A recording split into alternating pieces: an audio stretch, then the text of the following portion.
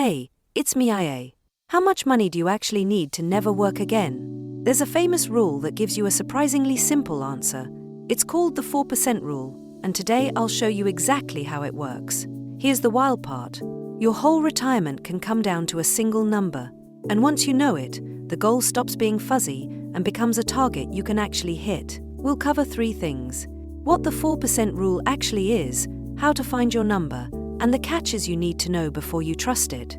So let's start with the rule itself. The rule is this: in your very first year of retirement, you withdraw 4% of your total savings. That's your spending for year 1. After that, you don't recalculate from scratch. You take last year's amount and bump it up a little for inflation, so your buying power stays steady as prices climb. Where did this come from? Back in 1994, a financial planner named Bill Bengen ran the numbers on every 30-year stretch in US market history. He wanted one withdrawal rate that would have survived all of them, even for someone who retired right before a crash. His finding became famous. A portfolio split between stocks and bonds, starting at a 4% withdrawal, lasted at least 30 years in nearly every scenario, through booms, busts, and even the Great Depression. So 4% became the magic starting rate. Now here's where it gets useful for you. Section 2. How to turn that into your actual target. There's a neat trick. If 4% is what you take out, then your savings just need to be 25 times your yearly spending, because 1 divided by 4% equals 25. So step 1. Add up what you spend in a typical year. Step 2. Multiply that number by 25. Step 3. That total is your retirement number. That's the whole secret. 25 times your annual spending. Let me show you what that looks like with real numbers. Section 3. Let's run some examples. Say you live on $40,000 a year, times 25, and your number is $1 million. Check it. 4% of $1 million is exactly 40,000. The math closes perfectly. Spend 60,000 a year? Your number is $1.5 million. 4% of that is 60,000, right on the nose.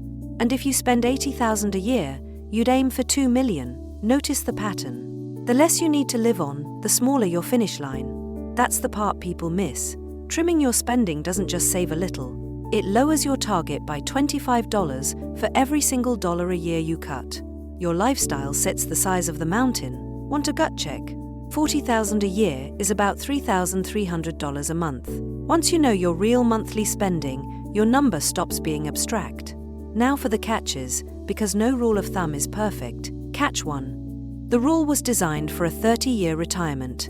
If you retire at 40 and might live another 50 years, 4% could be a touch high. Some planners use 3.5% to be safe. Catch 2. Timing matters more than people think. A nasty market drop in your first few years of retirement does far more damage than the same drop 10 years in. That's called sequence of returns risk. Catch 3. The 4% is before taxes and fees. Both take a bite, so your actual spending money is a bit less than the headline number. So treat the 4% rule as a smart starting point, not a promise. It's a way to set a target, not a button that guarantees you never run out. But here's why I love it anyway. It turns a vague someday dream into a concrete number you can chase. And vague dreams don't get funded. Specific targets do. Quick recap. Withdraw about 4% in year 1. Your number is your yearly spending times 25. And adjust it down a little for early retirement, taxes, and a rough start in the market. Now you can actually do this.